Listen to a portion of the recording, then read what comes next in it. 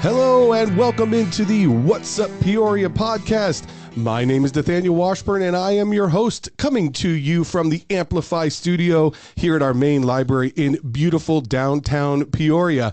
I am back with another episode full of information for you for upcoming events and things happening around Peoria. And as always, I am joined in studio by a very special guest, and today's a bonus because I actually have two special guests in studio. I am really excited today. I am joined by our brand new city manager, Mr. Henry Darwin is here, and he's going to talk about his vision for Peoria as the new city manager. And we're going to pull the curtain back a little bit, and he's going to share with us his journey and how he ended up here. So really excited about this. Henry, how are you doing today? Thanks so much for joining me today on the podcast. Thanks, Nathaniel. It's great to be here. Thank you. I really appreciate it. And my trusty co-host, sporadic co-host here and there, but she is awesome. Our wonderful director of the Arts, Culture, and Library Services Department, Mary Lou Stevens, back in studio. Mary Lou, how are you? Thanks, Nathaniel. I like sporadic co-host as my new title. It's very nice. I'm trying to find that word. I didn't want to, but when you come in, you bring such a good energy with you. So I really appreciate you joining us. And I'm really excited to get into the interview portion. But of course, before we do that, have to talk about the upcoming events that are happening in Peoria. There is a lot going on. Actually, Mary Lou's going to help me with a few of these too, but I want to start with our Library Con, which is happening tomorrow, Saturday, the 22nd, and that goes from 10 to 2 right here at the Peoria Main Library. If you are into Comic-Con, all things comics, cosplay, any of that, gaming, book crafts, nerds, right? Love the book nerds. If you're into any of that, this is where you want to be on Saturday, because we are going to be celebrating all of that. There's going to be a costume contest for children's, teens, and adults. There's going to be tabletop gaming, crafting, cosplay. Even if you don't want to enter the contest, come in your costume. We want to see it. It's just going to be a really great time. So that goes from 10 to 2, again, right here at the Peoria Main Library in downtown Peoria. So make sure you come on out for that.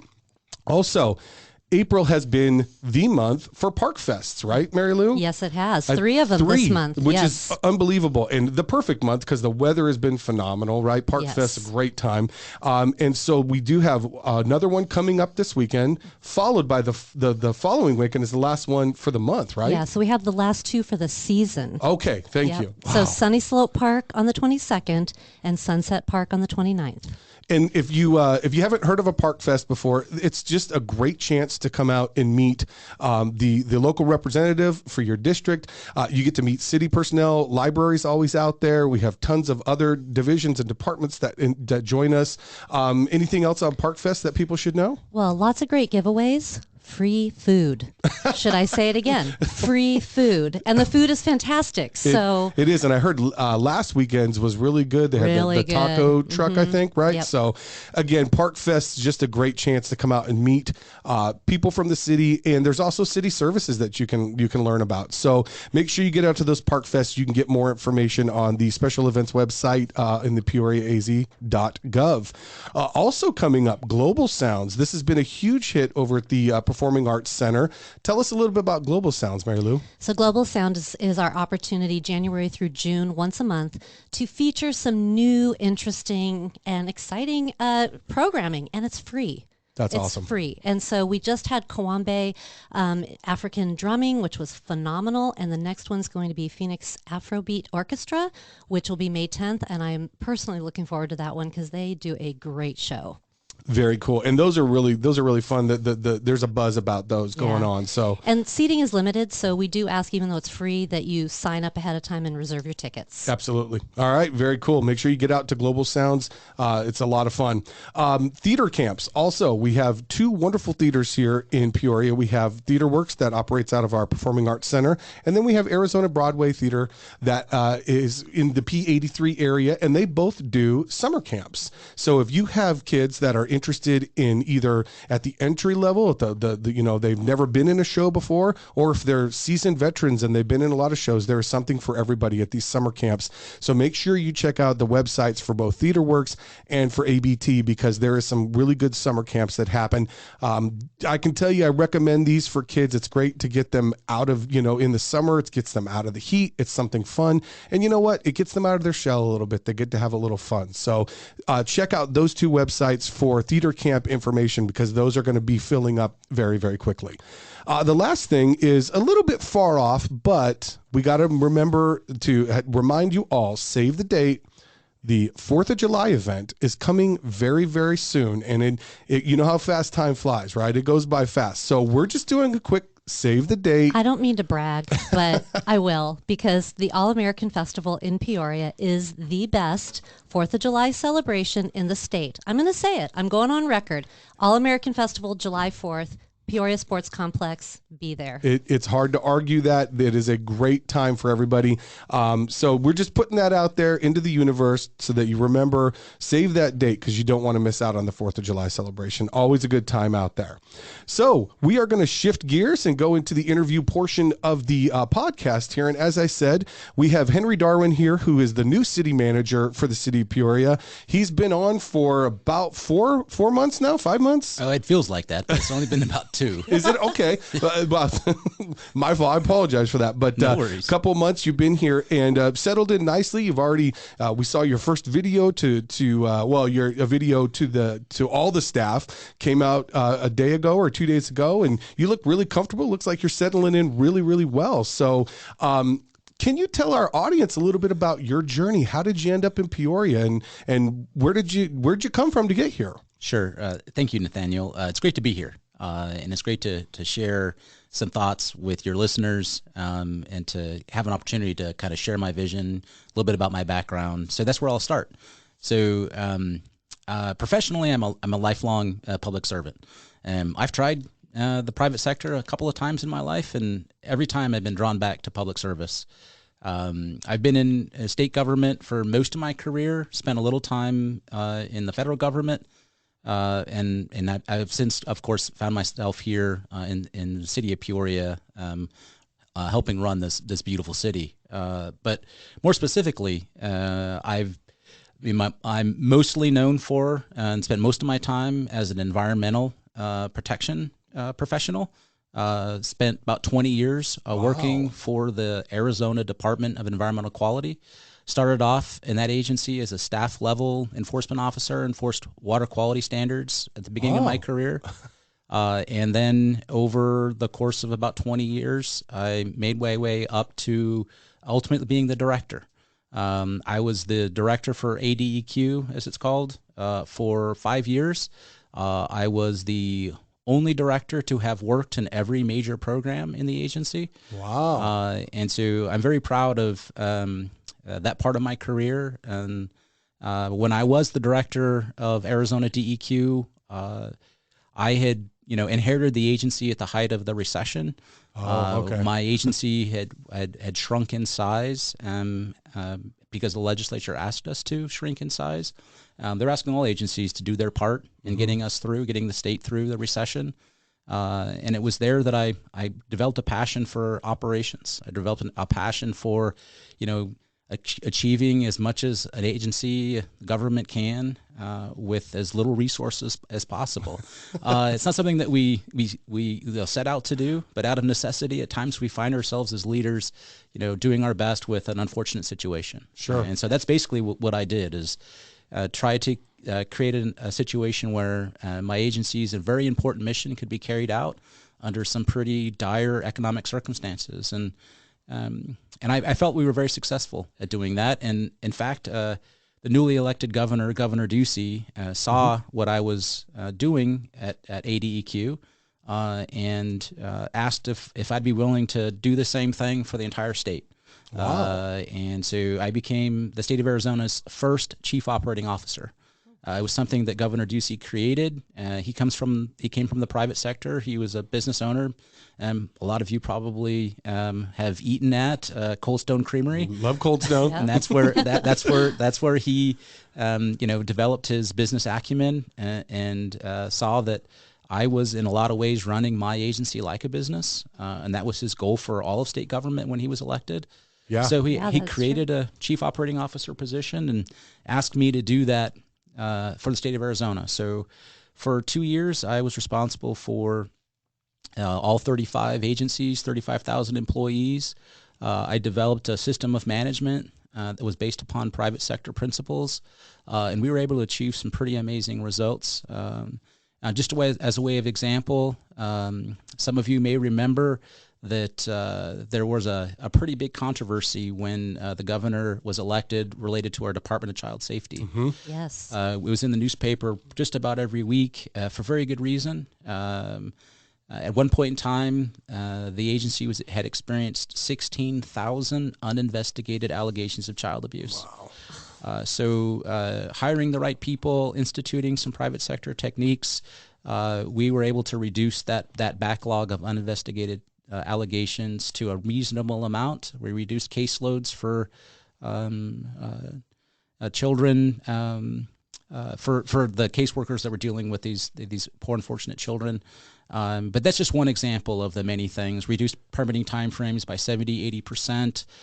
Really used data to drive our operations, to drive our ability to serve our citizens, to make Arizona a better place.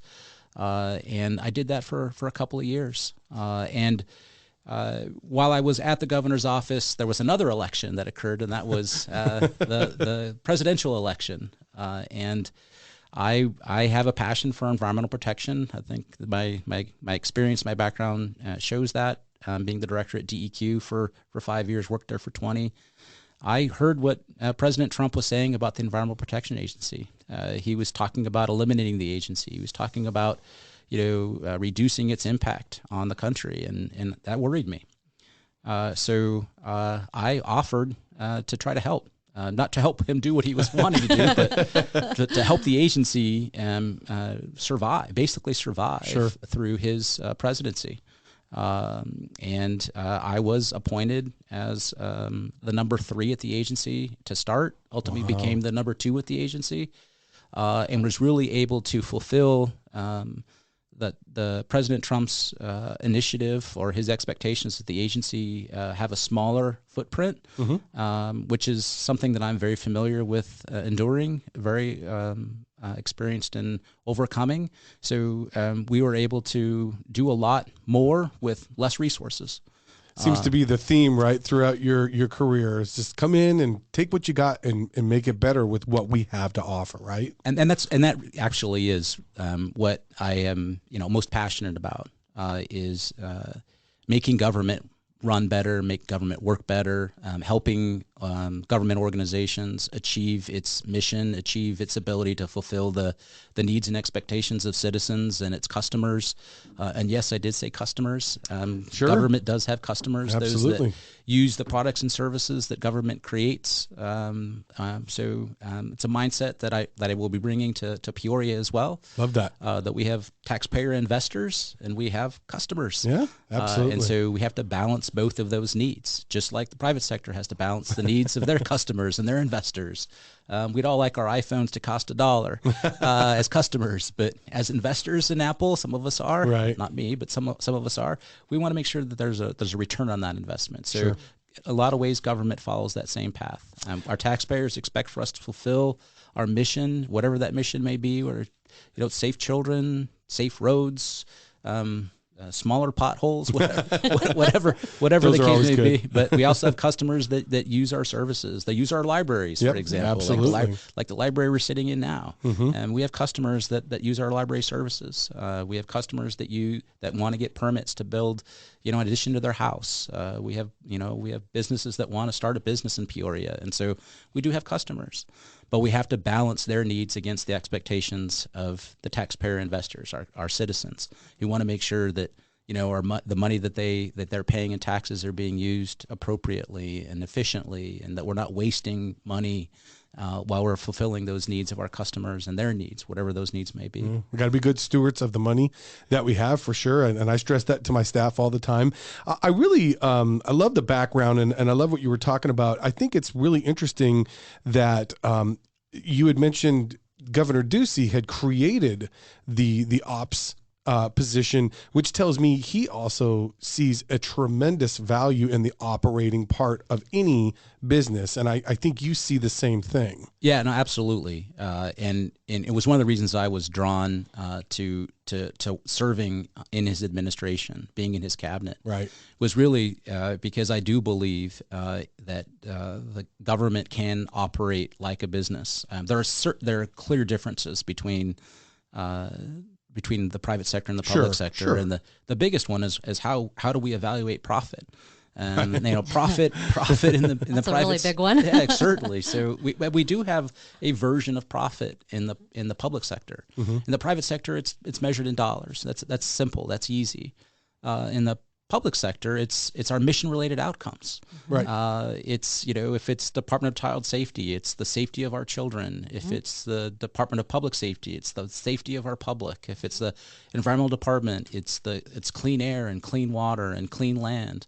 So we do have profit. We do have an expectations that our taxpayers have when they pay their taxes. That's their investment, and their return, their profit is our mission-related outcomes. So just like the private sector wants to maximize profit, so should we in the government sector. We should want to maximize the benefits that we provide to our citizens and our taxpayer investors by fulfilling the mission outcomes that they expect from us. Well said, and I couldn't agree more. I think what we do in the missions that we set for our departments and our divisions are so important because we are here to serve. We are here to serve the wonderful people that live in this wonderful city and the people that walk through our doors every day. So I think that's a great answer to that question about operations and how we work. You've mentioned data driven a couple of times, how important that is. When it comes to your leadership style, is that really how you move? Is it that data, we are going to have some hard data to look at to make the best decisions moving forward?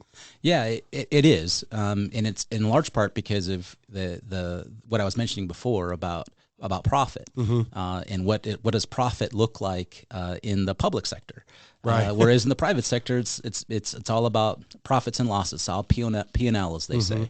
But in the public sector, we have to come up with a surrogate for profit, and we have to find a way of measuring our surrogate for profit, that's through data. So, whereas we might think we're doing a great job in the public sector, we may think we're doing a great job for our citizens. We may think we have no problems. We're doing great, unless we have data or evidence to support that conclusion, and we may not be doing as well as we thought we were. So I truly believe that we have to find a way of measuring, a way of evaluating our successes wherever we are, whether it's in our private lives, in our professional lives, whether it be in the private sector, the public sector. We have to find a way of evaluating whether or not we're getting better, whether or not fulfilling the needs and the expectations of those we serve.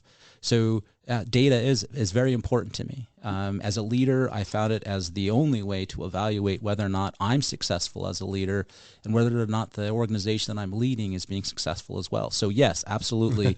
And the City of Peoria will be using data much more than we ever have to evaluate whether or not we're fulfilling the expectations and the needs of our citizens, our taxpayer investors, and our customers. And I love that because I do think data is one of those things that kind of cuts through, right? Narratives are great, and I talk to people all the time, and there's wonderful stories, and there's tragic stories all throughout our city. But to me, data is one of those things that just kind of cuts through. It is that tool that you can use to say this is the right decision or this is the wrong decision, and it sounds like that's exactly what you're using it for. Yeah, so I love analogies. I love making analogies. Everybody does, right? Yeah, so yes. it's a way of taking a complex idea and simplifying it. So I liken my passion for data to an Olympic athlete. An Olympic athlete may be striving to be the best that they can at whatever sport that they're participating in, And the only way that they know whether they're getting better is through data. The only way they know whether or not they're going to beat their competition or whether or not they're improving themselves is through the data. You know, if you're running track, for example, the only way you know whether or not you're getting better is where your times are. Right. So if it weren't for that, you'd think, wow, that was a great run. I think I did amazing. Well, but the data will tell you. The data will tell you whether or not you actually are getting better or not. And the same is true in our professional lives as well. And to that point, you know, when you're at the Olympic level, you're talking about milliseconds change, milliseconds. And so the difference between good and great could be a second. And that's it usually is less than that, right? And so that's what's exciting to me is that we are constantly looking for this continuous improvement. Like, wow, we just did the best event we've ever had, and then it's like, okay, what can we do better next time? What do we change? Right. How do we evaluate? And looking at those metrics. It's a great point, Mary Lou, and you think about some of the important things we do as a city. One of the things is public safety. You know, our response times, whether it be to a fire or, you know, some other kind of tragic event, seconds matter. Milliseconds may matter. So, absolutely, you know, one of the things that we are very cognizant of, and they will continue to be even more cognizant of, is our response times. How long does it take for our police department to make it to an emergency? How long does it take for our fire department to make it to a medical emergency? So absolutely, you'll be paying close attention to them. Just like an Olympic athlete would be paying close attention to their times, we'll be paying close attention to our times. So in an effort to meet the needs of our citizens, but also to make sure that we're getting better, that the things that we're trying, just like an Olympic athlete might be trying the way that they position their feet, position their bodies, we'll be doing the same thing, not that specific, but we certainly be doing the same things, experimenting with, you know, what kind of systems should we put in place, what kind of practicing should we be doing in order to reduce those time frames as much as we possibly can. Yeah, and you got to evaluate the data. One of my favorite movies is Moneyball. Love that movie. And the reason I love it is because it's Billy Beane taking an industry that was all about gut feel.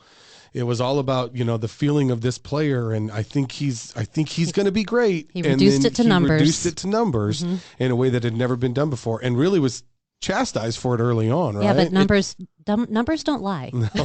They generally don't lie. It's funny that you mentioned that, Nathaniel, because when I was speaking to the mayor for the first time about the possibility of being the city manager for Peoria, I absolutely used that analogy. It's I said, a great one. I said, I am in some circles considered the Billy Beane of government. Okay, I love this. But then I'm like, well, maybe I'm not the Billy Beane. Maybe I'm the chubby guy that was No, you're the one that's willing to take the risk. That was really the one behind the scenes. I look more like him than I do with Brad Pitt. Well, none of us look like Brad Pitt. I look like Billy Uncle Beane Fester, didn't look like Brad Pitt. So no, I'm Uncle Fester. So you are definitely Jonah Hill did not take the risks that Billy Beane. I don't know Jonah Hill's character in the movie, but he didn't take the risks that Billy Beane. I mean, Billy Beane laid it all on the line. And when you are the chief operating officer or a city manager, that's what you're doing. You're saying, I believe in this so much that it is going to be the single driver in the decisions we make. That's Billy Beane. Yeah, and in a lot of ways, there are analogies to be drawn between sports and city management and, you know, professional baseball management, football management, whatever the sport may be, private sector. The fact of the matter is that what we measure matters. What we measure gets done. You know, all of those catchphrases apply regardless of whether you're, you know, in a sport, whether you're in you know, business, or whether you're running a city. Yeah. Data matters. Now, of course, it's not the only thing that matters. One of the probably the most important thing that matters in any of those scenarios is the people. And so one of the things that has drawn me to lean, and we haven't talked about lean yet, but lean is something that I've been known to use as one of those private sector techniques that I use in the public sector. The reason I like lean is because it relies upon employees, the frontline staff, those who actually do the work, and listening to them and identifying those opportunities to improve, opportunities to improve our performance, to improve the data that we spoke about. The ideas for making those improvements come from those who are actually doing the work. Right. If I can't sit in my office on the third floor of City Hall and decide that, whatever the process is, that I have the best ideas for improving that process because I've never performed that process. Right. I may have been a customer of that process, but I've never performed that process. But if I create an expectation as a city manager that we're going to improve something, if I just create that expectation and through data I measure whether or not we're actually making improvement, the employees and the staff that are actually performing those processes, they're the ones that come up with the ideas. They're the ones that are going to tell us, this is what I would suggest we do to improve that process. This is what I suggest we do. If you want to reduce that time frame, this is how we would do it. Yeah. And so that is something that has, as a lifelong public servant, someone who has been on the front lines, someone who has been at every level of management and government, it really is those who are performing the work that we should be listening to the most. And so that's something else I'll be bringing to the city of Peoria is engaging with our employees, listening to our employees, promoting, creating a system in which our employees feel empowered to make suggestions. I love that. That they will be listened to, that we will create an expectation of our management structure, that they listen to, they solicit input and feedback from our employees. And implement those things that make sense. And I again, when you were going through your journey of your professional career, you talked about working your way up, right? From the really starting at that entry level and working your way up. So it's not a surprise to me that you're saying that, because I'm sure when you were working that front line and you were starting out, you wanted somebody to listen to, right? I want to be heard. So it sounds to me like that's fallen right in line with your journey. It has. And I think that all of us at some point in our career have been that frontline worker, that person that's churning out the work, that's actually making the work. And we at times sit and dream and say, someday, if I am ever the one that's making the decisions, if I'm ever the one that has an opportunity, I will listen to the front line. I will listen to those good ideas. Absolutely. You got the person that goes, if they just listen to me, we'd have this done in 5 minutes. Exactly. It would be done. Exactly. But this also goes to the core of what we're telling our schools, is that we need creative problem solvers. Yeah. And we need people who are unafraid to look at something and say, you know what, I think I can do this differently, more efficiently, better. And that's what we're trying to instill in all of our employees. And vocalize it too, right? Absolutely. And also being able to share that with, and more than that, having the freedom and not the fear, right? Because some people don't want to share, and you're opening that door, which I love. Yeah, and it's a great point. But in government, it's actually more difficult to take risks. And I've thought about this pretty deeply about why government is so risk adverse. And I think a lot of it stems from what happens when we make a mistake in government. When you make a mistake in the private sector, those who are aware of your mistake or those who are impacted by your mistake is pretty small. In government, if you make a mistake, your impact could be widely known. It could be wide. You could have a wide impact. So we have to be a fairly risk adverse. The culture of government is to be fairly risk adverse. So when I say the things I do about and what Mary Lou was saying about taking risks and trying new things, typically in government, it's something that isn't welcomed. It isn't encouraged because of what happens when we make a mistake. And so that's part of my challenge as a city manager. It's been part of my challenge as a government leader for the last 10 years is to create an environment where, those who are giving us our suggestions feel safe about taking a risk, taking on that new challenge, doing something differently, and knowing that if there is a mistake, there's not going to be any blame. Right. I'm a firm believer that, mistakes in government, mistakes in our professional lives, period, the vast majority of them, upwards of 90% of that, comes from a process problem, not a people problem. Yes.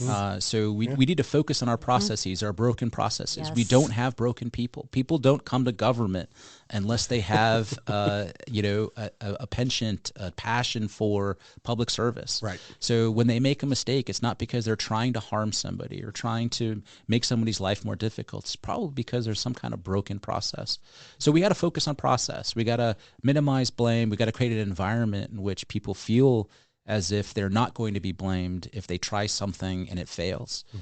Failure is an opportunity for us to learn, for us to know, hey, well, we're not going to do that again. But it doesn't mean we shouldn't stop trying. We should always try to get better. And One of the things I'm going to try to do here at the City of Peoria is to create that environment in which employees feel that it's safe to take risks. Now, not risks that would put people's lives in jeopardy, of course, but risks that don't have, a terrible potential outcome or even a bad outcome, but we just want to try new things. Strategic and calculated risks. Yes, because exactly. you gotta, I think I can speak for a lot of people when I say it. I appreciate that as an employee. I also appreciate it as somebody who lives in Peoria. I live in North Peoria, and I appreciate that because I do think that's how we learn. And I agree with you that we need to create that environment where people feel free and unafraid to share. Hey, I have this idea. What about this? And I really appreciate and thank you for working to create that environment, both as an employee and as a citizen of Peoria. So I think it's also interesting when you think about the term risk. There's usually a negative connotation with that word, whereas if you use the word innovation or innovate, it's a positive. And I think that what we're really trying to do is innovate and not fall into the trap of, well, this is the way we've always done it, because there is some efficiency to creating processes that work. And maybe those processes worked in 1997. And maybe they need to be updated, So that's where I think we get into that groove of we're doing it the same way because it's efficient, but maybe we just need to reevaluate. Look at it differently, right? Innovation. Yeah, absolutely. And, in that same vein, another thing that we have to get much better at in government generally and in city government specifically is creating an environment in which we want to see the problems that exist within the city. We want to see those problems. We want to know about those problems. We want to facilitate our customers and facilitate our citizens telling us about the problems they face, regardless of what that problem might be or regardless how the city might be able to help, because those problems exist whether or not we know about them or not. And unless we know about them, we can't fix them. Absolutely. We can't be afraid. Can't fix what you don't know. Yep. Exactly. I totally love that. So last question I have for you is, moving forward, vision. What, you've been here a couple of months now, you're settling in. What is your vision? The council's vision. What do you see for the next, year, 2 years? What's your vision for the future? Yeah, I like how you asked the question, Nathaniel, because I think it's important for everyone to remember that in this form of government, this form of city government, that I execute on the vision of the mayor and council. So, and they have made it very clear over the past couple of months what this council and this mayor and council's vision is, and it really falls into three big areas. Most of which will not be, maybe all of which are not going to be a surprise to your listeners. But the three areas are public safety. We want to make sure that we're living in the safest city possible. Economic development. We want, one of the things that challenges the city of Peoria is that the vast majority of our citizens go outside the city for the purposes of employment, for the purposes of recreation. And so one of my goals is to execute on the council's priority of trying to change that a bit. Trying to make it so that we have more employment opportunities within the city, so people live in the city don't feel the need to travel outside the city to go to work. The same is true for, having great restaurants, having great, shopping centers. Not that we don't have great ones already, but it's a matter of improving on those that we have and to expanding into other areas of opportunity where we could have, world-class restaurants. We can have world-class. We already have a world-class sports facility with the Mariners and Padres here. So we want to make that an even better experience and have experiences like the one that was mentioned earlier about the 4th of July celebration. Right, yeah. We want to make sure that we have opportunities here in the city, that people don't feel the need to leave the city in order to, work and play. We want to do that. And then third, it's a challenge that's facing, the entire state and facing the Phoenix metropolitan area, and it's water.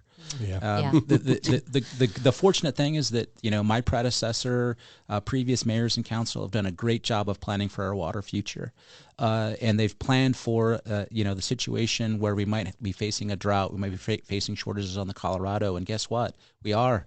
So so now we're now we're having to execute on some of those previously laid plans. So we're storing water underground. We have to put infrastructure in place to draw that water out of the ground. We have to think about how we might use reclaimed water, that water that is currently being used for turf irrigation. The city of Phoenix is talking about about a major investment into direct potable reuse. Of course, we have to deal with the ick factor that people don't necessarily like the idea of using as a potable water source, the drinking water source, discharges from a wastewater treatment plant. Right. But that's Arizona's water future. It's likely Peoria's water future at some point.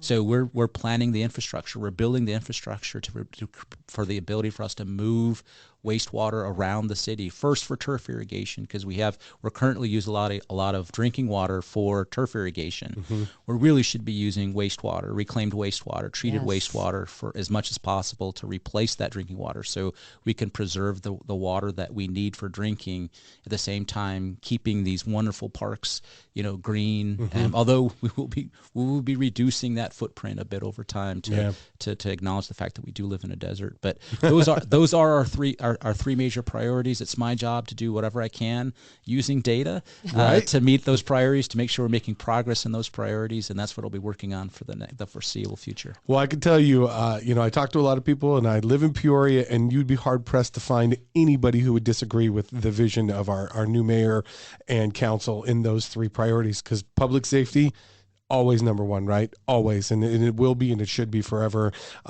And of course, when you look at economic development and what it can do for our community, and then obviously water. So I commend that vision. I love it. I know that you are incredibly busy, so I cannot thank you enough for coming today and just spending some time with us. I know how crazy your schedule is, so it means a lot to us, and I know it means a lot to the listeners and the people who listen to this podcast.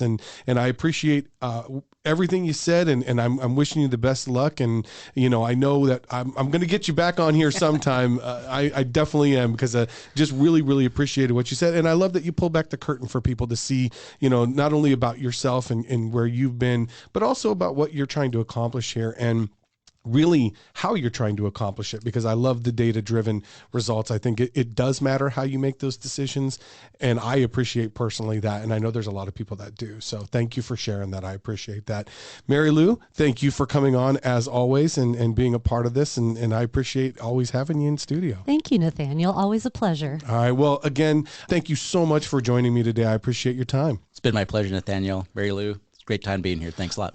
And again, my thanks to the wonderful guests in studio. What a great conversation. So much information that was shared today about where we're at as a city and where we're headed. And I think we're headed in a fantastic direction. I think we have great leadership that is in place that's moving us forward. And I'm excited about the future. And I'm also excited about all the things going on in Peoria. We have tons of events coming up for you to be a part of. So as always, I encourage you to get out there, meet your neighbors, go to these park fests, meet the city personnel that are out there, take advantage of all these wonderful things that Peoria is offering, because they are great, they're fun, and it's a chance for you to meet people and enjoy a new experience. So as always, make sure you get out there, make sure you're being a part of the community, and until next time, this is What's Up Peoria.